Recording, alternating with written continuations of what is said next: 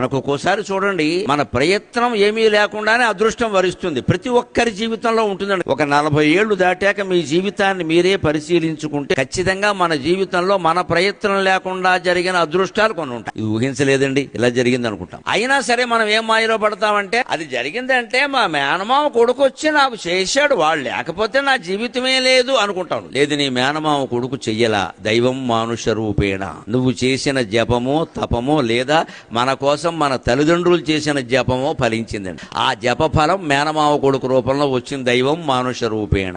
అంతేగాని నీ ప్రయత్నం కాదది. అలాగని దైవానుగ్రహం లేకపోవడం కాదు. అది అదృష్టం అంటే అదే అర్థం. ఇంత కనపడినప్పుడు దైవానుగ్రహం అని అనొచ్చు కదా. లేదు, వారు చేశారు వీరు చేశారని మనం ఏమనుకుంటామంటే, వారి పట్ల కృతజ్ఞతగా ఉండే ప్రయత్నం చేస్తాం ఎంతసేపు. నీకు ఆయన అంటే ఎందుకు అభిమానం అయ్యా అంటే, మా అబ్బాయికి ఉద్యోగం ఇచ్చాడు, ఆయన దేశాన్ని దోచుకు తిన్నాడు కదా అంటే, ఆ గొడవ నాకెందుకు అంటాం. నమశివాయ. ఇంతకంటే స్వార్థం ఉంటుందా?